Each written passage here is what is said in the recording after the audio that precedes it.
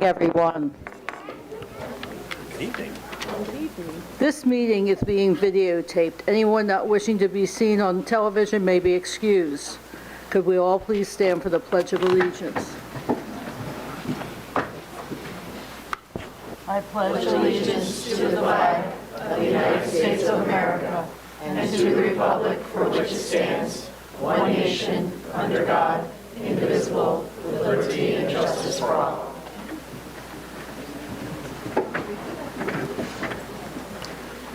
All right, we're going to begin the evening with presentations. Our first one's going to be from the Bunker Hill Middle School's Team Up program.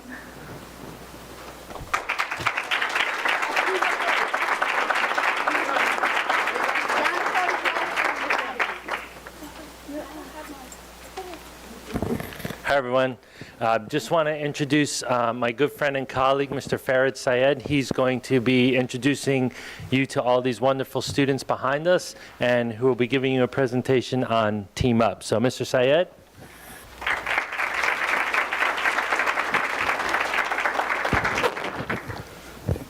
Members of the board, Dr. Hibbs, district admin, and community members, good evening. My name is Farid Syed, and I'm the proud assistant principal at Bunker Hill Middle School. We're here tonight to share a program that is truly the heart of Bunker Hill Middle School, and it's called Team Up. Team Up is a program that is particularly unique to Bunker Hill. As the only middle school that houses the specialized programs, including the autism and multiple disabilities program, Bunker Hill has that special responsibility to do the best thing that they can for our kids. For many students in these programs, building and maintaining relationships with peers can be a significant challenge, as socialization often becomes a unique hurdle. Through Team Up, we intentionally create opportunities to bridge that gap, allowing all students to practice social skills while forming meaningful, authentic connections within our school community. The foundation of this success is built by some of our outstanding educators who oversee and champion this program.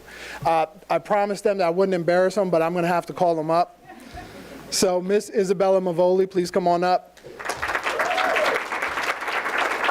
Miss Maria Mayo. Miss Claudia John Giulio.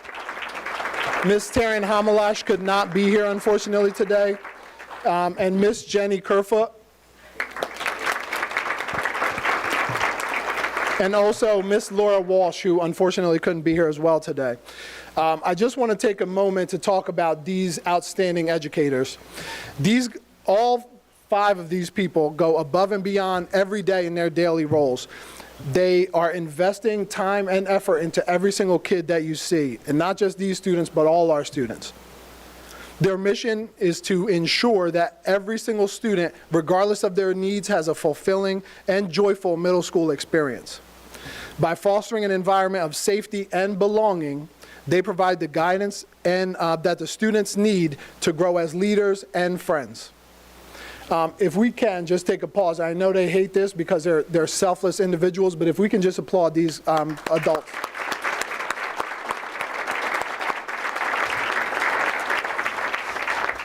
While the program's framework is established by our team of educators here, the purpose of Team Up truly comes from these people behind me, the students. The Team Up students presenting tonight have many outstanding characteristics that make them who they are. One that stands out is the ownership that they take. The ownership in making all these daily interactions with each other and their peers. When they enter the classroom, a lot of times, because of who they are as individuals, the teachers can take a step back and let them form their relationships and communicate on their own. The goal is to be more than just participants. They strive to be outstanding citizens and role models for our entire school community. Through kindness, empathy, and willing to engage, they are making a difference at Bunker Hill every single day. Tonight, they're going to show you exactly what Team Up is and exactly what it looks like. So without further ado, if we can give them a round of applause.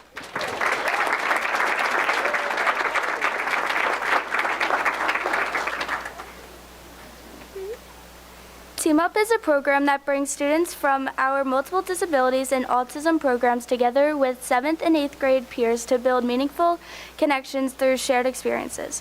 In Team Up, students team up to participate in social events and learning activities that encourage inclusion, friendship, and collaboration. Through these interactions, students learn from one another, develop empathy and understanding, and build lasting relationships. The program highlights that some of the most important lessons like kindness, patience, and communication and acceptance are learned best when students learn side by side. Events this year. In Team Up, we have a lot of special events where you get to hang out with students in our MD and ASD classes and do activities with them. Also this year, the 7th graders got to sit together at lunch with them, and this helps them connect more and learn more about them. Next, Fall Activity Day. Together we painted pumpkins, carved pumpkins, and put stickers on pumpkins.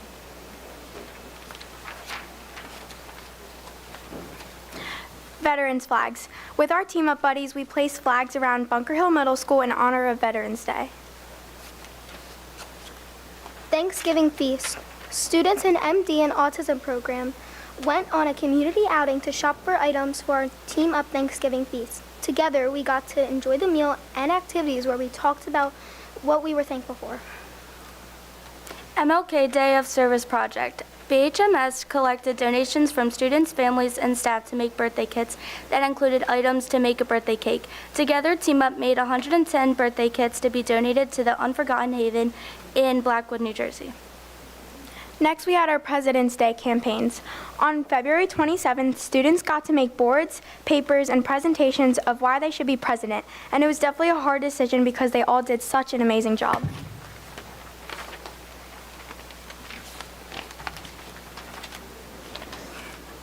World Down Syndrome Day Bulldog Walk. On March 20th, Bunker Hill staff and students participated in a school-wide Bulldog Walk in honor of World Down Syndrome Day. Together, we were able to promote acceptance, inclusion, and advocate for people who are neurodiverse.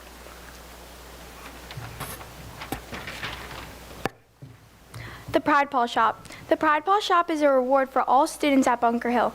Every student gets something called a Pride Paw. If they show at least one of the pillars of excellence at BHMS, the Pride Paw Shop is a store where Pride Paws are the currency.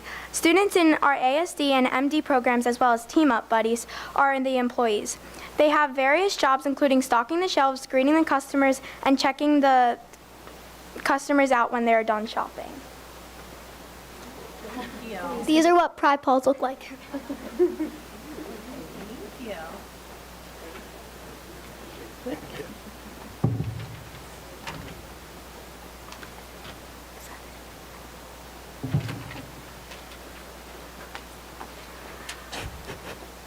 The Bulldog Cafe. The Bulldog Cafe is a unique experience that allows all the students in Team Up to build relationships and close friendships within each other, while delivering coffee and working together to fulfill orders. The Bulldog Cafe is open every morning where each teacher who participates is greeted with coffee and a smile. The Bulldog Cafe gives us a special opportunity to work with the students on life skills.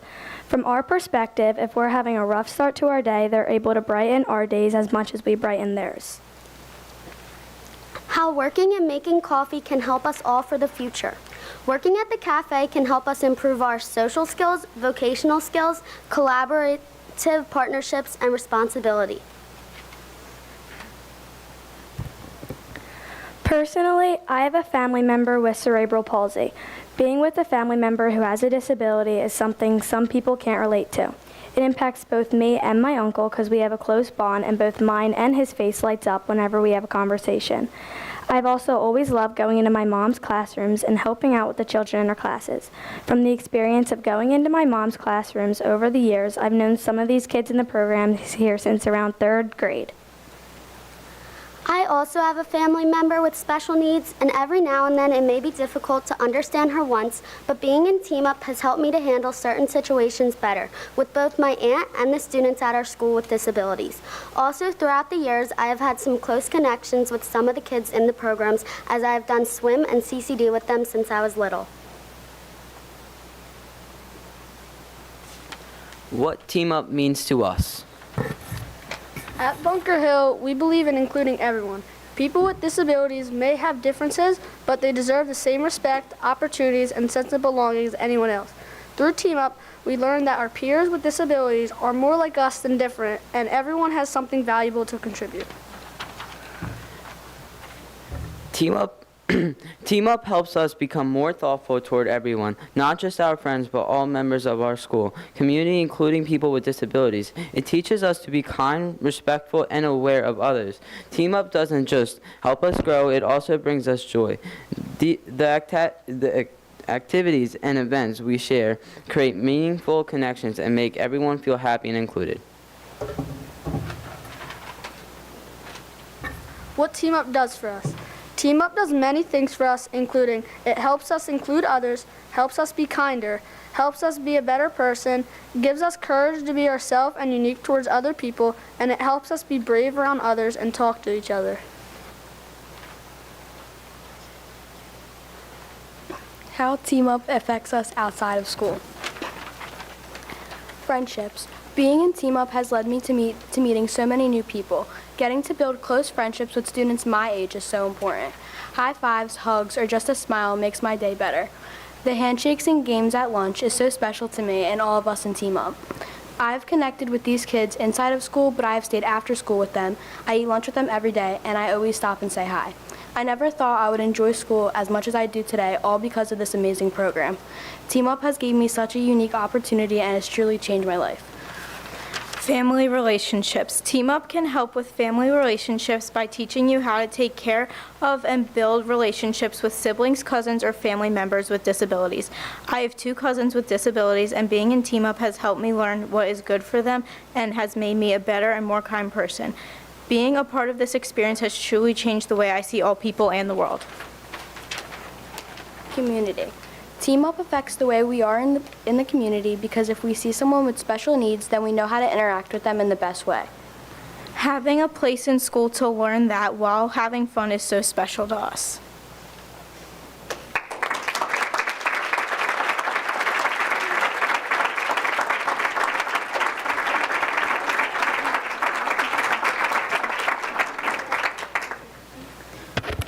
So thanks again for taking the time, Board of Ed, Dr. Hibbs, all district admin. I appreciate you guys. Can we just give one more round of applause? It takes a lot of courage to come up, and I'm very, very proud of these guys.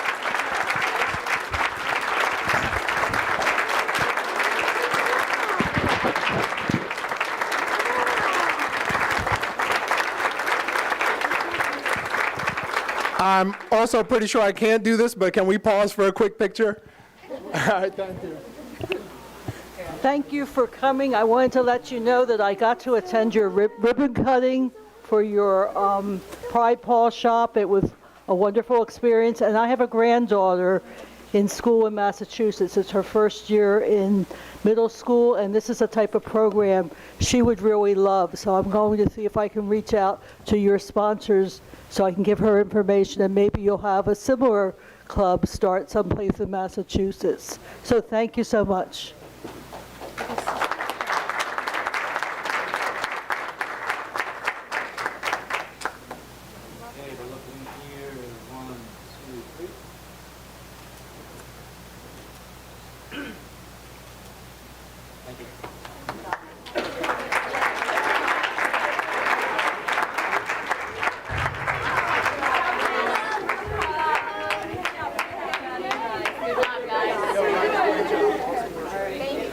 Great job, everybody. You were wonderful.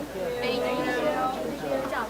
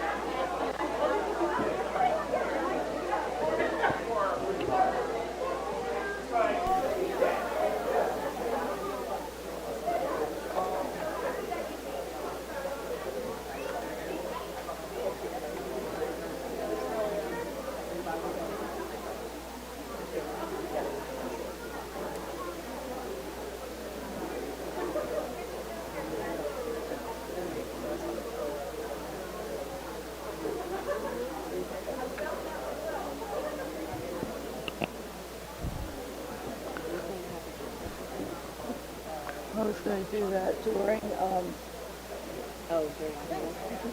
yeah, yeah. Okay, at this time, we're going to have Mrs. Wechter do a presentation of the preliminary budget. I just wanted everybody to know that we really welcome hearing from your thoughts about the preliminary budget. And keep in mind that this is a preliminary budget. It's still a work in progress, and we will continue to work on it until we have a final vote in April. Mrs. Wechter? Yep. Thank you, everybody. I'll go over the timeline with everybody, but I just want to say it's not cool that I have to follow up that presentation with the budget presentation. So here we go. This is just a quick agenda, so we'll go over the timeline, enrollment, and just some context of the district, a revenue overview of where our resources are coming from, an overview of expenditures and the key cost drivers of our budget. We'll go over our fund balance and financial position, staffing adjustments that are part of the tentative budget, and then just program support and lease items that you hear from us about every year, food service and capital, and then obviously a total budget summary, which is part of the resolution on the agenda for approval tonight. So just a quick timeline. Tonight is the presentation and approval of the tentative budget. So one of the things that we have to do is create a tentative budget and submit it to the County Office of Education for the DOE to review and approve it. That's what we're doing tonight. So again, it's a tentative budget. The DOE will review it. Once they have a couple of weeks to review our budget, and then we advertise it. So assuming that it's approved tonight, on Friday, that's the deadline for me to submit it for approval. Once it's approved, we advertise the budget, and then we have a public hearing on April 28th. And there's a specific window of time for all districts to have their public hearings. So a public hearing on the budget consists of another presentation. If any changes are made between the budget that we submit to the county office and advertise and the final budget that we're proposing on April 28th, we go into those changes in detail for everybody. And then, assuming all goes well on the 28th, that's when the budget is adopted for the 26-27 school year. That starts July 1st. Just a snapshot of our enrollment. So it's been pretty steady, declining a little bit here and there, and then going back up. I do want to point out that this can be confusing and misleading, but I present this number because this is the number that our state aid is calculated off of. So it's the count as of October 15th, 2025, generated the state aid notice that we just received. This does not include our preschool students. They're not part of this count because we have a separate application for the preschool funding that we get. We're working on that now. That has a deadline of April 1st. What you will see tonight included our special education, our preschool funding as part of our special revenue budget. So you will see the total amount that we're receiving, but the students are not included in this count, and it also wouldn't include any students that we're receiving in the district and receiving tuition for, because obviously they wouldn't be double counted for our state aid. Just going into some budget highlights. So I just like to give an overview of changes in our revenue, changes on the budget side to kind of explain how we get to where we are. So our projected revenue, we're budgeting a decrease in extraordinary aid. This is a specific line item of funding that we get. It's reimbursement for the cost of certain special education, the cost for certain special education students. They have to meet a certain criteria. The issue with budgeting this specific area of revenue is that we apply for it at the end of the school year. So we've already paid the money for the students' education. We apply for it in May, and then we don't know what we're going to get until August of the following year. So obviously, when you're budgeting, it has to be recorded in the year that we spend the money. So you have to be careful. Again, we don't know until after the close of the fiscal year. So any shortfall in that projection leads to a shortfall in the budget. So over the past couple years, we have received less funding. And it's hard to predict because what the state does is they allow all school districts to apply for the total cost, but then the state only has a certain bucket of money allocated. So depending on everybody's applications and the amount of money they have, they may come back to us and say, you're going to get 75% of your costs or 70%. So that varies from year to year. State aid, we did get an increase this year. It's a net of 1.5 million. I'll explain if you saw 1.7 million in the news or whatever, I can explain that difference. But anyway, it was obviously a pleasant surprise. Last year, we received the maximum amount of the decrease we could get because our budget was under adequacy, and also our tax levy wasn't at the local fair share. With a new governor this year, we didn't really know what to expect, and the timeline was pushed a little bit later this year. But my understanding of the additional aid that we received is because there was a larger amount of overall money that was worked through the formula. So the formula didn't change much from last year. There's talk of changing the formula in the future, and meetings are going on. Dr. Hibbs and I sat on a meeting today with a couple of people just trying to brainstorm not just how we're funded through state aid, but and I'll get more into this in the presentation, but just how we can tackle other issues that districts are having with skyrocketing costs that are outpacing the amount of revenue we can increase. We also have, obviously, the other, aside from state aid, the other major area of funding that we get is the tax levy. So I put the dollar amounts in there for you. The 2% increase on the previous year's tax levy, that's something all school districts have to work within. So, if with no other considerations, the maximum you can increase your tax levy is 2%. For us, that's 2.1 million. There are specific adjustments to this that are allowed, and one of them is for an increase in health care. So we are allowed to increase our tax levy for any increase over a 2% increase, but it also has to be under the state health benefits increase. So this year, the state health benefits increase is over 31%. That's a lot higher than what we get, so we can increase our tax levy. It's a specific calculation that's done through the budget software that the state uses. So as I input all of our figures, this gets calculated for us. So this budget, and you'll see when I get into the dollar amount of the increase in the percentage, even though we're much lower than the state average, it still is untenable if you're only considering a state aid increase and a 2% tax levy increase. This year, we do have excess surplus that we're budgeting. Last year, we were not able to budget any. This year, we have excess surplus. What that means is at the end of each year, when you close out your financials, it's the net of excess revenue and your unspent, anything that you didn't spend in your budget. There's a specific amount that each district is allowed to keep. It's 2% of your operating expenses. So we have that, they call it unassigned fund balance. That's what we want to keep and not touch. Anything over and above that, we have to include in the budget, which is good for us because it helps offset some of these cost increases.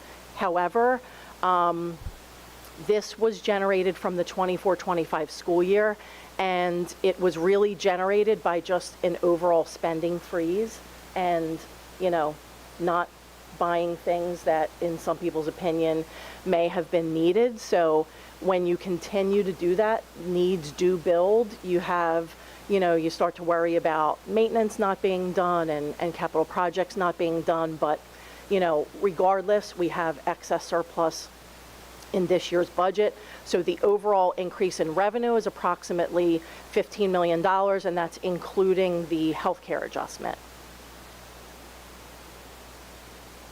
This is just a quick, I kind of show this every year, it's just a history of our state aid over the past 10 years. So there was a period of time where there was some legislation that affected our district because we were considered overfunded for the years previous to what you see on the screen, meaning our state aid was frozen and we were getting the same amount year after year, even though our enrollment may have been dropping.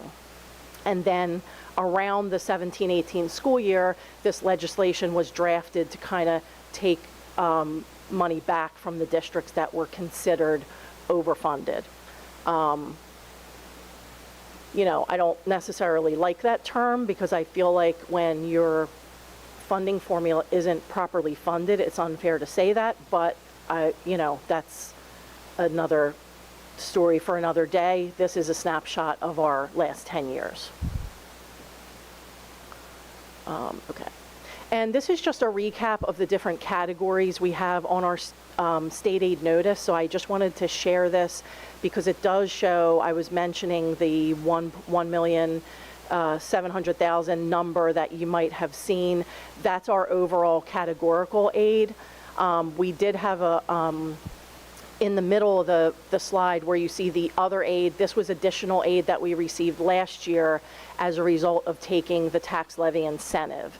And we don't know, we don't have that option right now. So if you remember from last year, once we submitted our tentative budget, we had a significant amount of cuts. And then because our district was considered not to be paying our local fair share, we had the opportunity to raise our tax levy up to a certain amount. As a result of that, we did get this little bit of additional aid that we're not getting as of yet because we don't have that opportunity. And then the other item that is other good news that to definitely highlight is preschool education aid. So you can see that increased significantly. That is a result, you know, Eric, you may want to jump in because this is a good moment, but over the past 5 years, we've been steadily increasing the program, growing it from Grenlock into Kindle, and we are adding even more students for next year and hopefully opening another building to service the full universe of preschool students that we're able to. Yeah, I think you nailed it. I think that's great. Yeah. So in just a couple years, we'll have opened 2 brand new buildings through a lot of hard work with all of our staff. Yeah. So again, that's increased funding. It definitely is good news, but just keep in mind that that funding can only be used for specific purposes, only for the preschool programs, and there's very specific items that can be funded, but good news.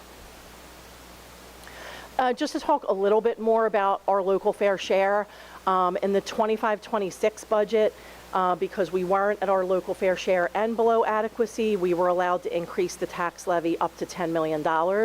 We, the board worked together and worked through tons of different options of things that we thought were really important to add back to the budget that we just couldn't live without. It ended up being around $5 million, and then we got the additional $252,000 in state aid. So again, for 25-26, we had the option to go up to the 10 million. We went up to the 5. That money is not available for future years. So because we didn't use it last year, it doesn't roll into this budget to be used to increase the tax levy. For this year's information, again, we haven't heard anything about the tax levy incentive. Our local fair share, according to the state, is 112 million. If you, our tax levy at the 2% increase right now is around 107. So that's the difference right now. Another item we're not sure about is if we do increase for the tax levy incentive, obviously that adds to the tax levy. No one can really answer if that factors into and gets us closer to our local fair share. So I'm sure we'll be hearing more about that after we submit the budget, but I just wanted to explain a little bit of that. We did have meetings with legislators, and like I said, there's some state groups that are kind of like breaking off with different individuals we're going to be representing, and just trying to, inform people and just try to get help from, anywhere other than taxes, through state aid, through helping us control costs. So again, we'll see what happens with that. Jump in for one quick sec. Yep. And I think the important thing to realize here is that we obviously know that we fund our budgets through property tax, and it's a completely flawed system. There's issues with the formula that they're working on. I think people recognize that there's issues, but they don't quite know how to fix it, and the plane is always in motion. And for us, our 2% represents about 2.1 million, and virtually everything is rising at a rate higher than 2%. And every school district is feeling this across the entire state, and it's a reality that we're all trying to engage in to figure out how can we fix it. I don't know that there is a short-term fix to it. They can do smaller things, but they have to revamp the entire formula. Yeah. Okay. This is just some information on the tax levy. So you can see at the top the 2% tax levy that I talked about, and then if we include the healthcare waiver, our percentage increase, which would show in the budget, is 6.17%. It is lower than last year. And then the reason off to the right, that's the dollar amount. The reason why I have rough estimate is because that's what the calculation is based on what I know now. So, we're constantly making changes as we adjust staff. Our broker is still trying to get quotes and get people to give us better pricing, and we'll see where that lands. But this is always something that needs to be addressed at the public hearing because we make minor tweaks along the way. This is a snapshot of our fund balance, and I wanted to show this because, again, just to further explain the excess surplus that we're using and what our overall picture looks like, because you might have heard me talking about it at board meetings. There's a lot of categories here, but one of the things that happen, again, as I talked about, when you close out, all your excesses go into a bucket, a pot, but then they're separated into these different buckets. Reserve for encumbrances is really just where we might have cut a PO or placed an order against a previous year's budget, and that carries over to the subsequent budget. So it's a part of what's remaining. The second line down is the excess surplus that we just generated in 24-25. So we're putting it in, we're including it as revenue in the 26-27 budget. Again, we have to include that because it's the amount that's over and above that 2% safety net that we keep. But it is something that it can be a concern, because if you don't keep replenishing it, so if we close this year with less in excess surplus, it creates a hole for the future budget. So we have to be careful with not only budgeting it, but how we spend it and try to replenish it. Capital reserve, we off to the right, you'll see the $6 million number and the $4 million number. That was excess surplus from 2 previous budget years that were used to support a budget that are obviously no longer returning because we only have what was left from 24-25. We were able during 24-25 to make a deposit into our capital reserve.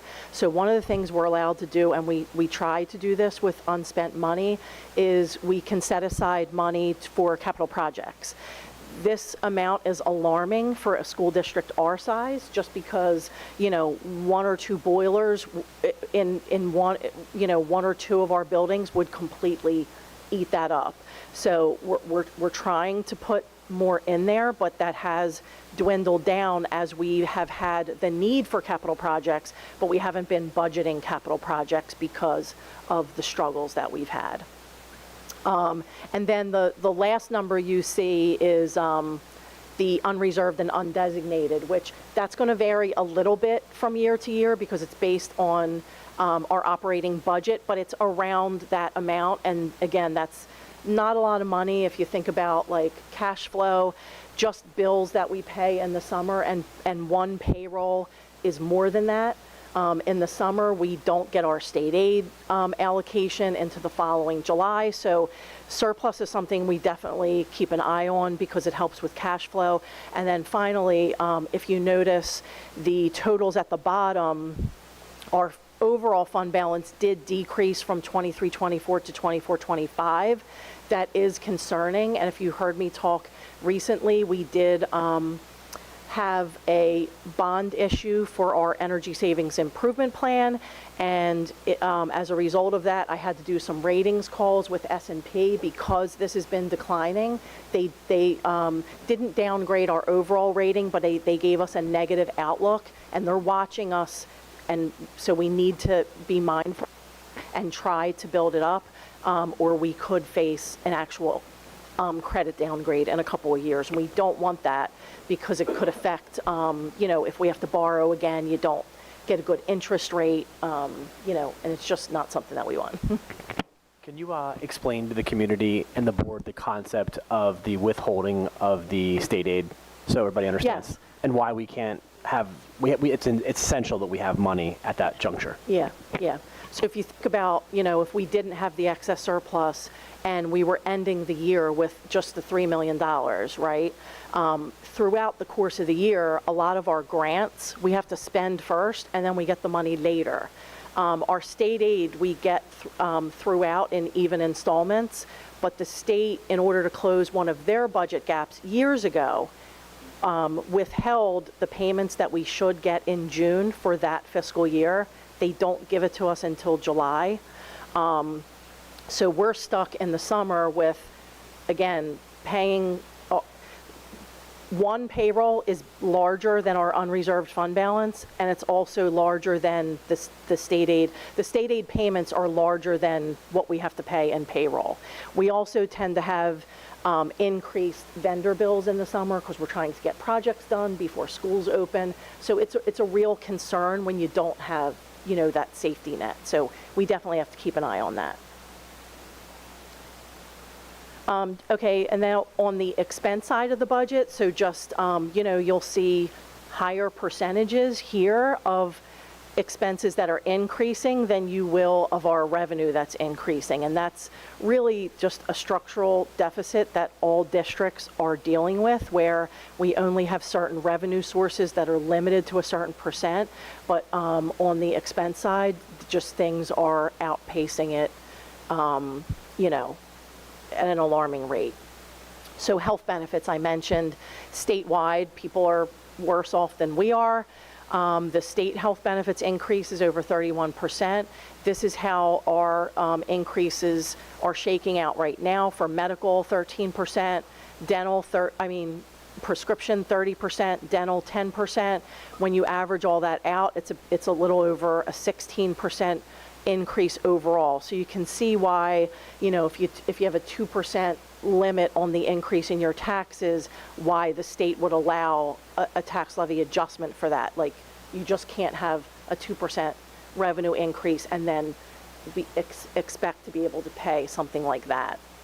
Other employee benefits are also increasing, as what is included in there are things like workers' comp insurance, payroll taxes that we have to pay, our share of pension liability. So pension liability is going up as salaries increase, payroll taxes go up, workers' comp insurance goes up. So that's kind of like an across the board kind of thing. That's all in one category of our budget.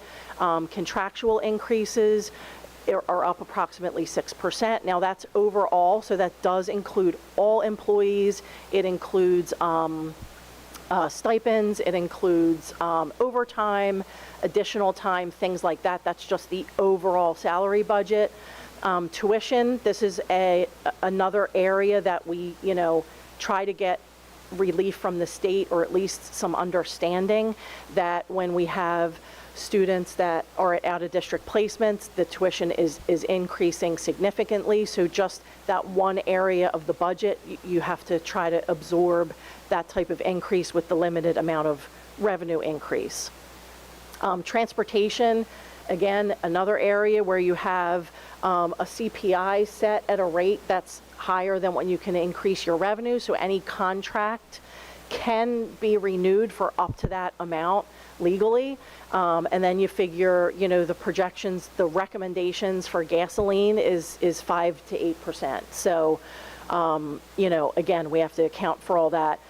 Substitute costs are going up. That's just something everybody's dealing with. Increases related to instruction are up. Some of this has the substitute costs are wrapped into that budget. We also have resources that we're not increasing.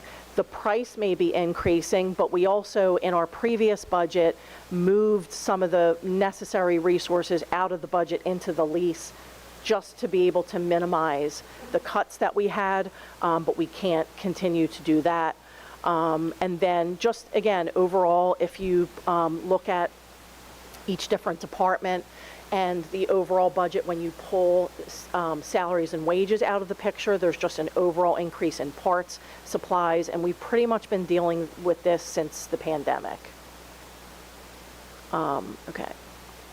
Just, again, a snapshot. Again, this is overall budget. It's not, it's everything that I mentioned: overtime, stipends, co-curriculars, up 6%. Overall benefits, not just health benefits, everything else that I mentioned is up. And this may change a little bit based on the final list that we have. And then, again, increases in critical areas like tuition, transportation, operation, and just insurance in general. This is just a dollar breakdown. I think I talked about this enough, but health, prescription, dental, there's the percentages. So then the overall is a 16.2% increase. This is premium only based on the number of people right now that have health insurance. So it wouldn't include, this does vary as, you know, because it doesn't include positions that are vacant and then we hire somebody and that sort of thing. This is just a recap, again, just going back to like the overall operations of our different funds. This is food service. I just wanted to include this because one of the line items in our budget would be a transfer from the general fund to support food service operations. So you see, you know, from 24-25, which is what we would base our next estimation on, about in the middle of the page, about $800,000 is what around there is what we've funded in the past. Some of our budget cuts, again, in just very general categories, because this isn't our final budget, and we have to continue to build schedules before we know the actual positions. But for certificated staff positions, there's 29 across the district, and for support staff, 23 positions. Again, we're still analyzing schedules for next year, but we did consider class sizes and schedules when looking at the number of positions. Budget additions, we have, this isn't necessarily the first couple of bullets isn't additional dollars, it's just a reform of positions that are already in the budget that would be transformed into different positions. So right now we have a director position that just hasn't been filled, that's included in the budget, that would be downgraded from a director position, so it would be less expensive. We have another position that we could leave unfilled that would contribute to a director of curriculum, just so we could have 2 individuals on the curriculum side leading that department. So again, it is, we're calling it addition. It's not really an addition of money, but it would be different, a difference in the positions that we have. And then I did just also want to mention that the co-curricular clubs that were cut from the budget last year, and then we ended up getting donations from the public, we did reinstate those clubs that were cut. This is our lease budget. I like to just include this. This has really been, you know, downgraded over the years, but we always have our curriculum adoption included and the technology So now it's Chromebooks now, but we have 3 grade levels. We have certain curriculums that need to be done. We have a handful of short throw projectors and document cameras. And then technology, this is very basic. It's just, a couple of infrastructure type things that we've done over like a 5-year period. Replacing a van that to be honest, we have quite a few that we're probably spending more in repairs than is worth it, but we try to keep our vehicles, same thing with the buses. Buses can only be kept for a certain number of years, so we try to cycle them in so we don't have a large amount that have to be replaced in 1 year. So the replacements that would be included in the lease would be to replace ones that are coming up to be taken off the road. So again, if you haven't heard this budget presentation before, these are things that we put in a lease. We go out for financing. We pay for it over 5 years. So really, in essence, 1/5 of this has to be in our budget, our operating budget to pay back. Other just issues I want to mention, because I talked about replenishing surplus and having, to maintain things.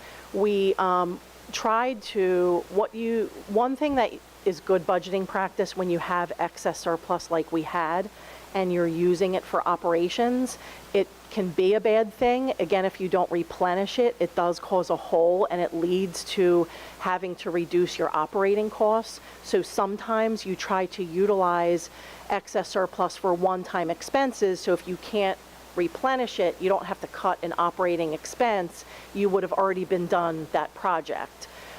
We hoped to include a little bit more capital projects in the budget. We aren't able to, but you see the dollar amounts up there, and we have our track that probably has been removed from the budget as long as I've been here, and that's also getting to the point where we're spending probably more than we should on fixes for it.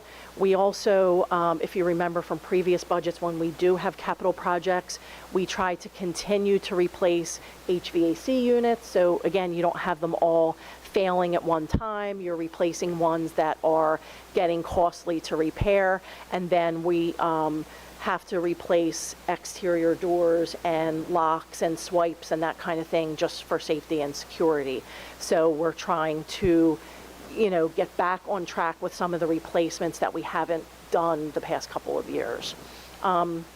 We are going to be doing some projects this year, thankfully we had our energy audit that led to an energy savings improvement plan. So we're going to be able to do about $16 million as of right now worth of projects that at no cost for the taxpayer. We do issue bonds, but you pay back the bonds with the energy savings. So we're going to be getting things like LED lights district-wide, some boilers in a handful of schools, some HVAC replacements, and then things that make your buildings energy efficient. So like sealing windows and insulation on pipes and things like that. Did I miss anything? Yeah, there's 4 boilers.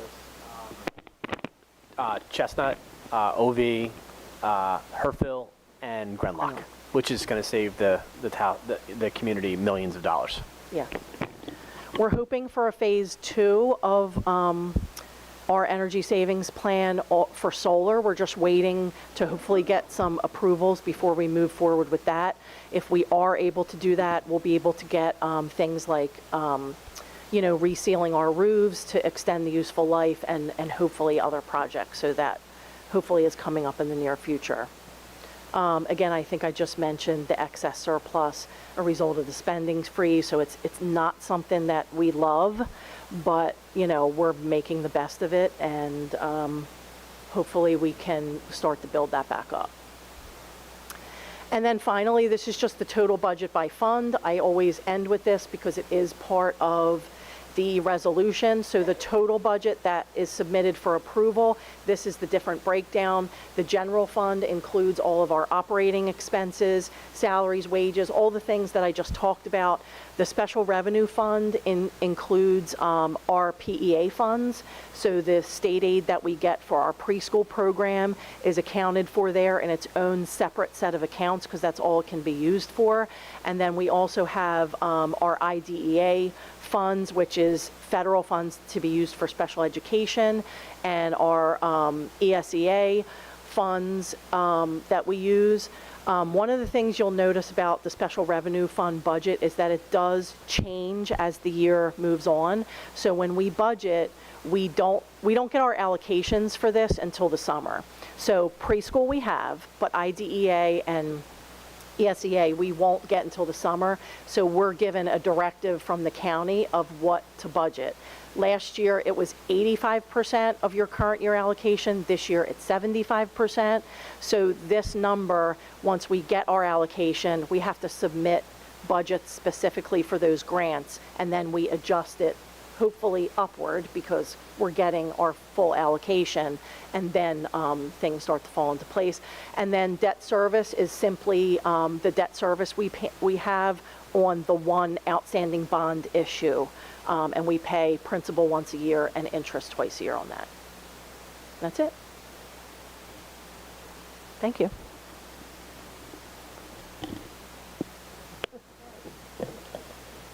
Put on my speaker again. The next section is discussion. Are there any discussions that the board wanted to have tonight? There's nothing listed? No? Okay, we'll move on. After discussions, we have school community relations. Gianna, do you have anything for us? Thank you, Mrs. Bloom. I will have a report for the next meeting. We just want to wish you a happy birthday, belated happy birthday. Thank I think it you. was on March 17th, was it? Yes, March 17th. You're a St. Patrick's Day baby, and I think you turned 16? 17. 17, so, a license. So have a wonderful year Thank you. ahead of Thank you so much. Enjoy. Thank Okay. you. Thank you. Thank you. Okay, Stilio? Thank you, Ms. Blom. I have quite a few things to celebrate today. Last week, we administered the NJGPA Math, ELA, Reading and Writing. I want to give a special shout out to the high school, to the teachers, the counselors, the supervisors, child study team members, and the administrators, and the counselors, supervisors, and teachers, either served as test administrators or proctors to ensure the test ran as smoothly as possible. For those of you who don't know, this was a totally brand new test. There were some things we had to work out, but to a person, it went very well, all things considered. I must give a personal thanks to the school test coordinators, who are Miss Megan Reardigan in the counseling office and Miss Kathy Krasnowski, who's one of our integration specialists.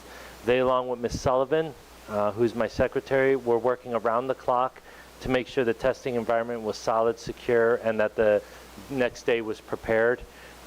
Also, Administrator Assistant Principal Mr. Saya did a great job handling the scheduling of the testing personnel, and Mr. Goffredo's team from the technology perspective was very responsive. So that was an entire team effort.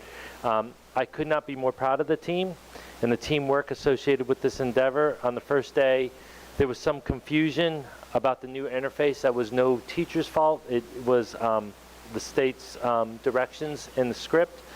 We figured that out, but over the last 3 days of working with them, I was honored to witness how everyone worked together to achieve the same mission and focus on behalf of the students. All the students involved and the teachers, the environment was one of support and helpfulness, and they all were prepared and helped reduce the stress for the kids, even though it's a graduation test, and of course the children were stressed. We are not aware, just for the community to know, we are not aware of the cut scores associated with the NJGPA or the NJSLA at this moment. The state has reported that it will come out sometime in the fall. hopefully that is sooner rather than later, so that if a student did not pass or we do get test scores, we can provide the proper remediation to assist them. So I just want to give a shout out to the high school for the NJGPA. They did a great job, and I'm looking forward to working with them with the NJSLA. I have a message from the Hagen Library. Join the Hagen Library for a special presentation of Raptors and Reptiles, a visit from Woodford Cedar Run on Sunday, April 19th at 2 p.m. Learn why raptors and reptiles are so well suited to their habitats and which characteristics help them play an important role in our environment. Animals actually will be part of the presentation. You have to register in advance at the hagenlibrary.org. At hagenlibrary.org. Space is limited. A Hagen card holder is not required. The program is presented in partnership with the Washington Township Environmental Commission. In an effort to continue to highlight our children and keep them at the forefront, I wanted to share the following. We wanted to share our top Beeble winners from February. Winter Power Up Contest. Globally, it was Ayan Mahmood in 4th grade, Aaron Elman in 4th grade. Ayan and Aaron both competed against over 100,000 students nationwide to win. Top 5 global, 4th place, Liam McAndrews. 3rd place in the district, and additional participants who placed in the top 15 in the district include 4th and 5th graders Braden Startzel, Haya Ahmed, Caden Chips, Amari Craig, Anna Gagliardi, Luke Tobias, and Tyler Gates. Congratulations to those students. And the New Jersey State... Thank you. Sorry for the awkward pause.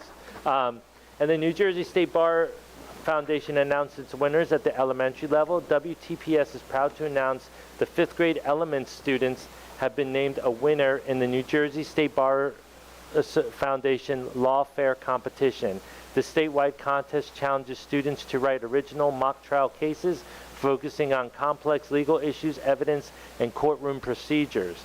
Developing a winning case is no small feat, and students had to brainstorm a unique legal conflict, research the relevant laws, and fully develop the testimony and evidence for both prosecution and defense. So it looks like it was miraculously almost our entire elementary program. So grade 5, 1st place, Herfel Elementary School. Grade 5, 2nd place, Whitman Elementary School. An honorable mention, Birches Elementary in grade 5. In grade 6, other districts won that event as well. So kudos to our 3 elementary schools who placed certainly in the top 5 or 10%. I appreciate them. The We Are Leadership, We Are Township Leadership podcast. Last week, season 2, episode 7, we highlighted Bunker Hill Teacher of the Year, Miss Maria Mayo, and the 8th grade members of Team Up, which is in association with the presentation you heard today.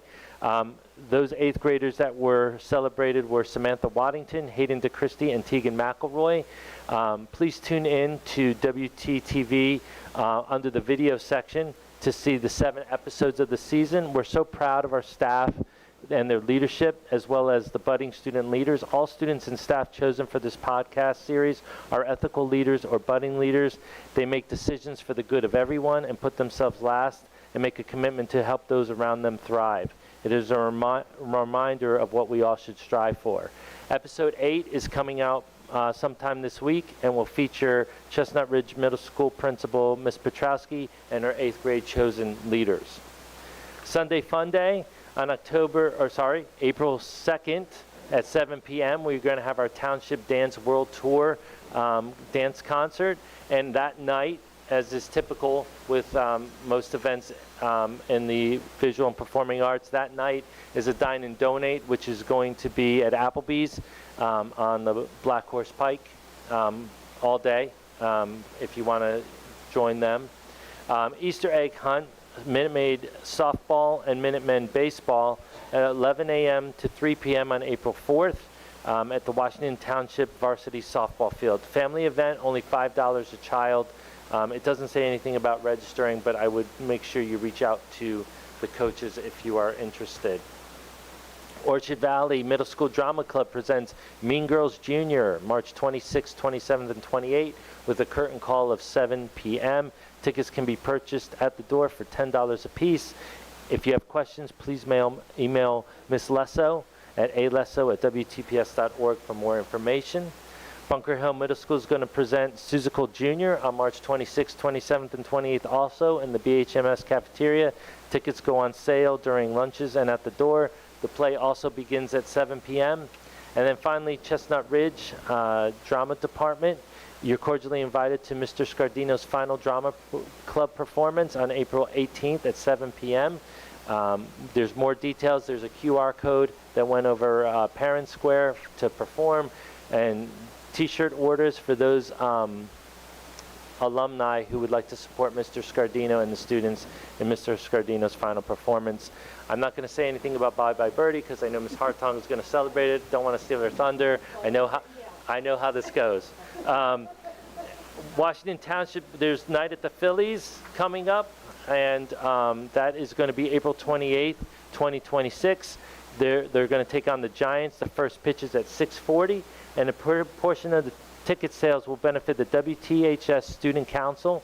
And the game is a Hatfield Phillies Frank buy one get one night. Used to be $1 dog night, but that's not so anymore. And the Phillies have hosted this event since 2008. Pre-game activities will include a video montage of Washington Township High School on the Fanavision.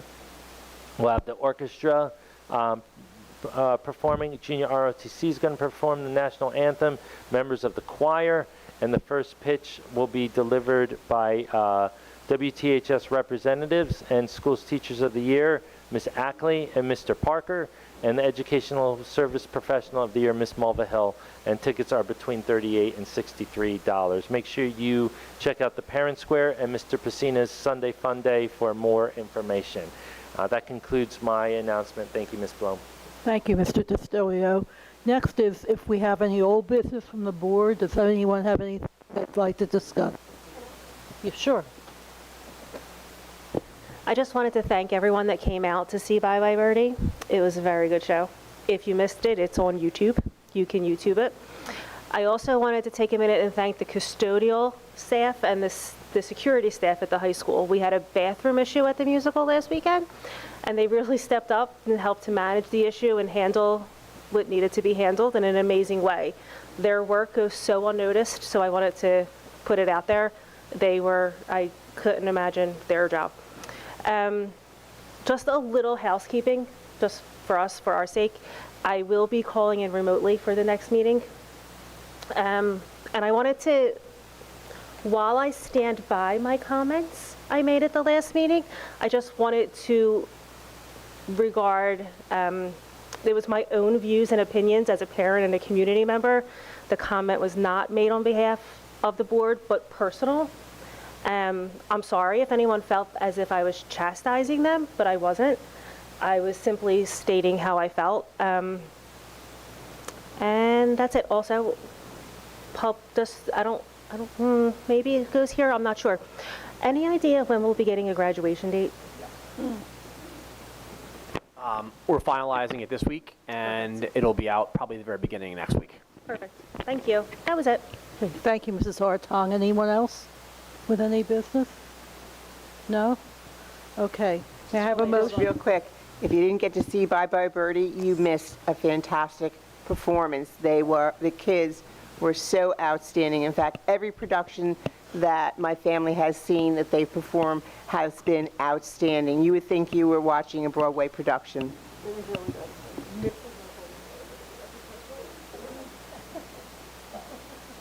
Okay. All right, thank you. May I have a motion to open to the public? All in favor? Aye.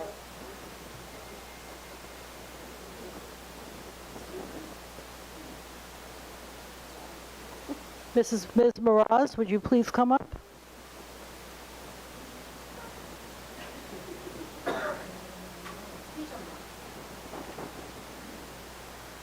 Hi, good evening. I'm Candace Mraz. I am a Longtime resident of Washington Township. I'm a teacher at the high school, 9th grade and 12th grade. I can't wait for the graduation day because I'm also the project graduation coordinator, so I need to coordinate with Dave and Buster's. They're hounding me, so the sooner the better. Good evening, members of the board, Dr. Hibbs, people in the public. I stand before you tonight with serious concerns about the direction our district is taking, and more importantly, what that direction says about our priorities. Not only am I a longtime resident, but I'm a parent of 1 graduate and 2 other students, an 11th grader and a 7th grader. We're being asked to accept cuts to teachers and support staff, the very people who work directly with students every single day, while at the same time adding a tutoring service that I noticed in the agenda. I would just have a couple more questions about that, and maintaining 2 directors of curriculum. I ask you, how does this make sense for students? At what point are the actual needs of students taken into consideration? I also want to ask some critical questions about the financial decisions behind these changes. How have costs of the district changed compared to previous years? Where exactly is our money going? Are we seeing an increase in spending on positions removed from direct student contact while cutting those who work with students daily? And if so, how can we justify that shift? How does this relate to enrollment? Is enrollment declining? And if it is, are we using that as justification to cut teachers and support staff? Because even if enrollment is down, that should not automatically mean fewer supports for students. In fact, it could be an opportunity to provide more individualized attention and strengthen student outcomes. Instead, we are moving in the opposite direction. Will these cuts not have a profound impact on student learning and performance? When you remove teachers, interventionists, which I was previously, and support staff, you are increasing class sizes, reducing individualized support, and limiting opportunities for students to succeed. The impact will not be theoretical. It will be visible in our classrooms and in our data. We are removing the people who build relationships, who differentiate instruction, who notice when a student is struggling, and who intervene in real time. A tutoring service cannot replace the daily impact of a classroom teacher or the essential support staff who keep students engaged, supported, and safe. Why not use teachers instead of that tutoring service? It is reactive, not proactive. Our students deserve better than a system that waits for them to fall behind before offering help. I am also deeply concerned that our middle and high schools no longer have librarians. I'm an English teacher. Is reading no longer a priority in our district? Librarians are not just keepers of books. They are literacy leaders. They help students develop research skills, foster a love of reading, and support academic growth across all subject areas. Removing them sends a troubling message about what we value. Additionally, we no longer have interventionists. What does that mean for our most vulnerable learners? Our struggling students are not just data points. They are children who need targeted support, patience, and expertise. Without interventionists, we are effectively leaving them behind. And that brings me to the heart of the issue. When did our goal shift from educating students to simply graduating them? We should not be satisfied with pushing students across the stage if they are unprepared for what comes next. Whether they choose college, a career, or another path, they deserve the skills to think critically, communicate effectively, and navigate the world with confidence. That requires investment in people, not just programs. I urge you to reconsider these decisions, reinvest in the teachers and support staff who make a daily difference. Sorry. Thank you.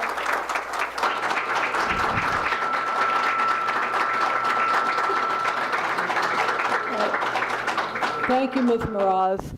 I don't know anything about the tutoring program. Could that be explained? Yeah. So just for clarification, the tutoring RFP that you see on here is not to replace teachers. It's for Title I services. So we have to spend money through Title I, and that was one of the progressions that Gretchen put in place before she left. And we felt that the best way that was safest was to issue the RFP. Yeah, the positions were honestly posted and were never filled. Candace, I agree with a lot of what you said, that you cannot replace people. The simple fact of the matter, and we kind of touched upon it in our budget discussions, is that you just simply, you can't raise the levy 2% and have everything else outgo that and cost so much more than the 2%. But we totally agree that nothing replaces a teacher, nothing. Interventionists, absolutely. If I could hire 50 more today, I would. I want you to know that's we all feel that way, but it's a very, very difficult budget. Okay, and thank you, Ms. Mraz, for your love of the district and for helping with the students the way that you do. I know you, so thank you.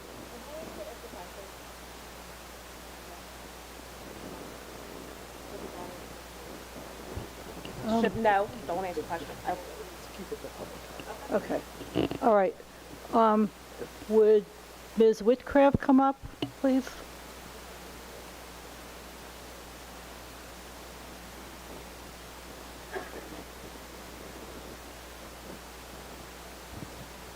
Hi.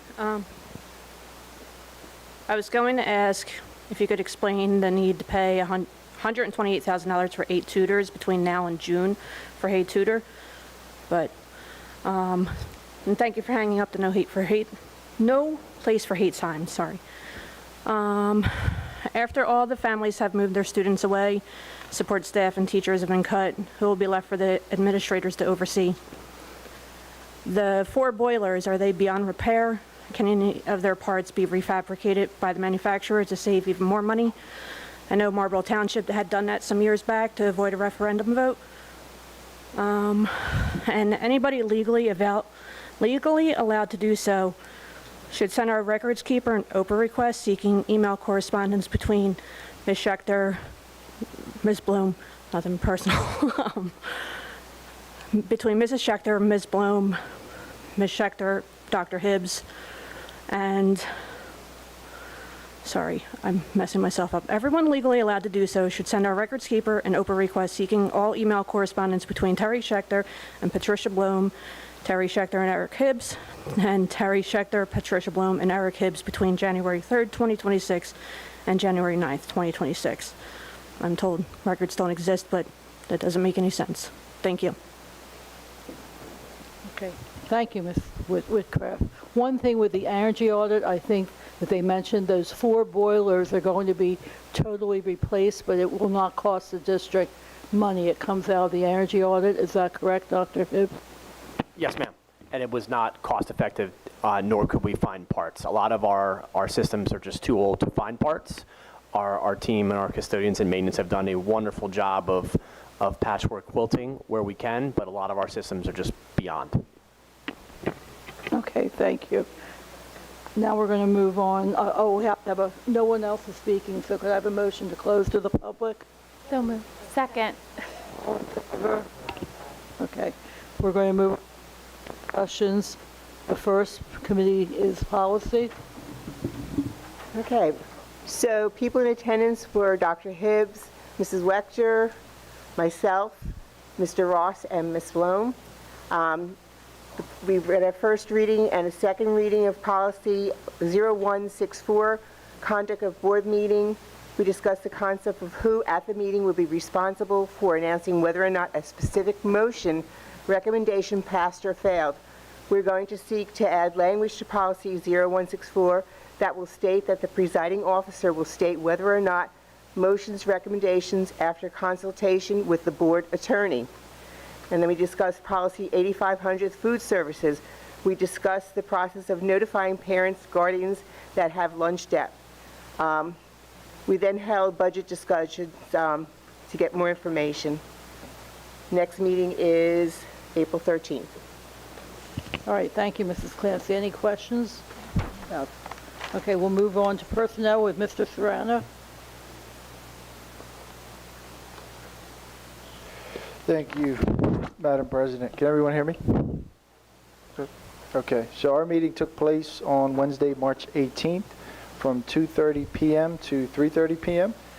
The administrators in attendance were Dr. Hibbs, Mrs. Wechter, and Mrs. Miller. Board members in attendance were myself, Mrs. Baker, Mr. Ross, and Madam President Bloom. We discussed key personnel items and then delved into the budget a little bit, but not as much as the other committees. That's the end of my report. Thank you. Okay, thank you, Mr. Serrano. Any questions for Mr. Serrano? Okay, we'll move on to IAN SAC, chairperson. I think, did Mrs. Clancy take notes? Yeah. Yeah, Mrs. Clancy. Okay. We discussed the Washington Township, musical mural, and if you get a chance to look at what has been going on, it is the most magnificent mural that I've seen. We also discussed field trips, destinations. We discussed additional time, and we also, once again, discussed the budget. Where's the mural at? In high school? The high school. Mm-hmm. Do you know what hallway it is? Yeah, the music hallway. Yeah. It's in the music hallway if anybody was listening and didn't hear. the mural that a student Yeah, is doing. one of the students are presenting it.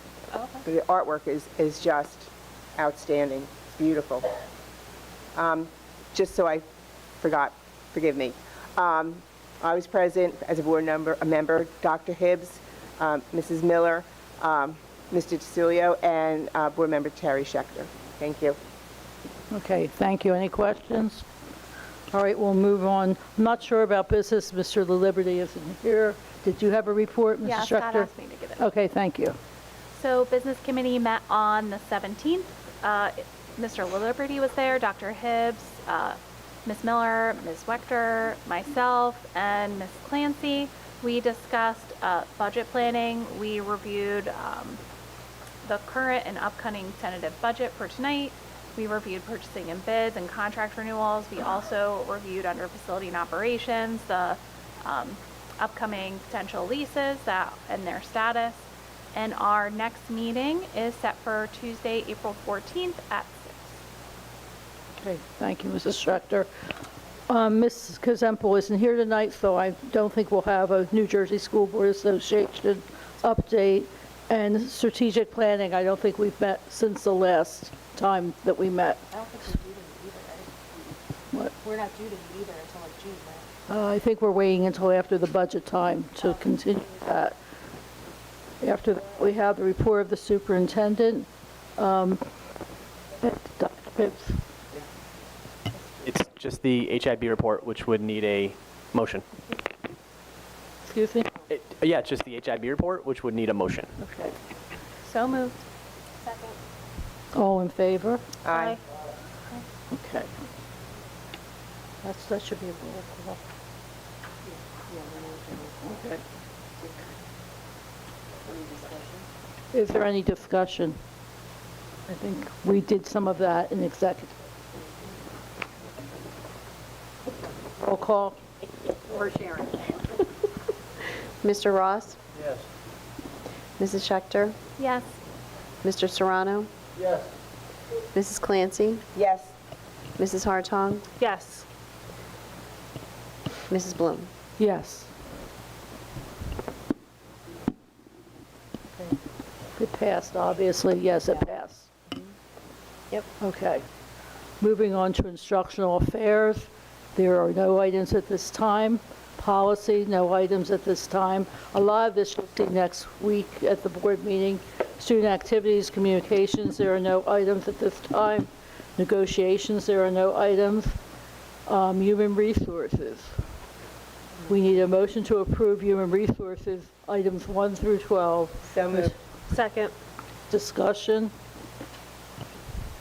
Okay, we have one retirement. We have a bus driver who's retiring, Patricia Guston. She's worked for the district for 19 years, and we wish her a lots of fun and good health in retirement, and we thank her for her service. Driving a bus, that takes a special person. So thank you, Patricia. Okay, roll call. Mrs. Schechter? Yes. Mr. Serrano? Yes. Mrs. Clancy? Yes. Mrs. Hartong? Yes. Mr. Ross? Yes. Mrs. Bloom? Yes. Under finance and facilities, okay. Oh, the motion passed, all the, HR. Now, finance and facilities, I need a motion and a second to approve the finance and facilities items 1 through 3. So moved. Second. Discussion, anyone have any discussion of that? I have a question about the tutoring service. Is that, yeah, number 2? Will the tutor be available to all students, or is it just our Title I students? Just our Title I students? So Okay. we're not school-wide, which would allow us to do that Okay. currently. So it has to be the individual students. Okay. Okay. No more discussion items for that? Okay, roll call. Mr. Serrano? No to 2 and 3. Yes to number 1.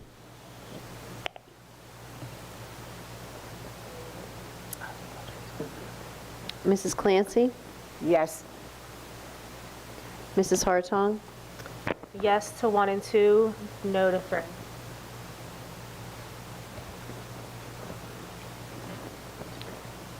Mr. Ross, Yes to 1 and 2, no to 3.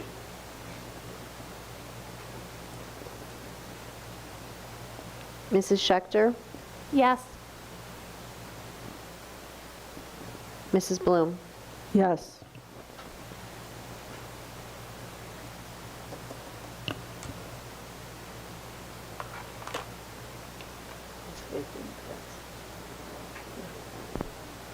Okay, 1 and 2 passed, 3 did not pass.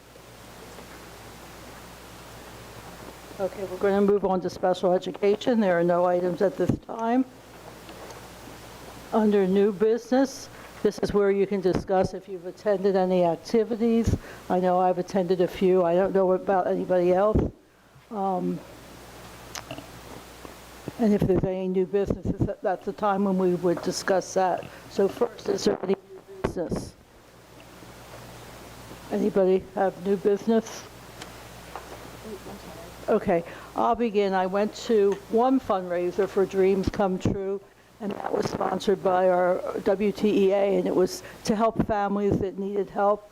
And I have to say that that organization has the best baskets I've ever seen. And I was lucky enough to win one, but it was a very nice evening, and we thank you for the invitation. I also, during Read Across America, I went over to Birch's school, and I didn't read this year, but I thought I was going to look at different classrooms with an activity. Well, lo and behold, I ended up in Mrs. Fitzpatrick's classroom, and of all my time on the board, the 2 hours or so I spent there was the best time I've had since I've been on this board. Nothing compares to it. She and I actually taught her 3 boys, and then she actually worked in my room for a while. When I retired, she's the teacher who replaced me. But to see the children, there's nothing like hanging out. And the one little guy came right to me, and I knew he needed help, and he manipulated me into letting him sit exactly where he wanted to sit, even though there was no room at that table. And the cute little story to go with it is they were gluing things. So they were gluing a paper to like a background so it would look like a portrait. Well, Mrs. Fitzpatrick also had paper there so that they didn't mess up the table, so a bigger piece of construction paper. So one whole table glued the picture to the piece of construction paper, and proudly they all brought them up. And then when you looked around the room, there were a couple of others who saw them bringing them up. So sure enough, they glued it to their picture too. So they came up, instead of a picture like this, they came up with this piece of paper, and they were just totally adorable. I also went to see The Little Mermaid. The Birch's School did the junior, Little Mermaid Junior, and actually Mrs. Schexter's daughter was Sebastian, and she was just marvelous. They were all marvelous, but she definitely has acting in her genes. I'm not sure where it comes from, but that was a wonderful thing today, and I'm hoping tomorrow night, I think it is, there's a play, I don't remember the name, at Whitman, but I'm hoping to go to that play. I think that's it for right now, but does anybody else have anything to share? So I also got to visit several of our schools during Read Across America. I obviously went to Birch's and read in my daughter's classrooms, not the oldest. That's not happening in my household right now, which was great. A shout out to Miss Dobbs' 3rd grade class. They were incredible, even though it was first thing in the morning. They were a great audience. They had a lot of great activities that week, not just for those classes, but throughout the school that were really special, and I know the kids really enjoyed them.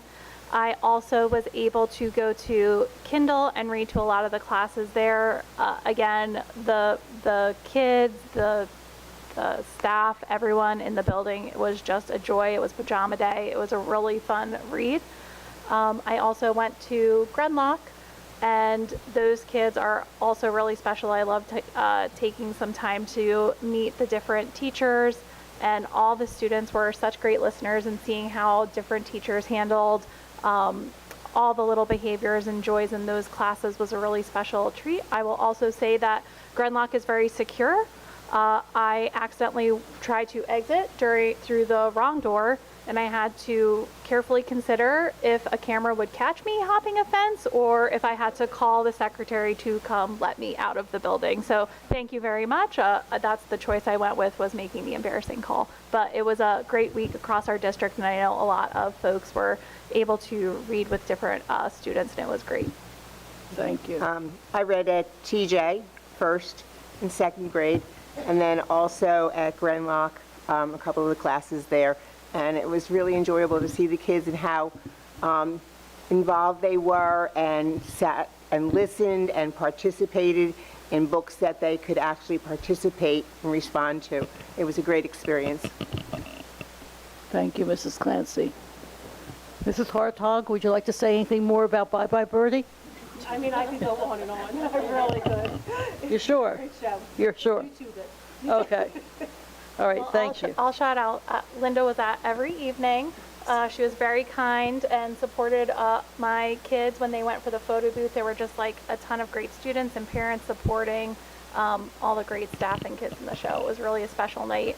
I encourage people to take their kids if they have free time to any of the productions, middle school, high school. It really is a great family evening. All right. Could I have a motion to open to the public again? So moved. All in favor? Aye. Okay. Motion carried. We have one card so far. Mr. Masadi?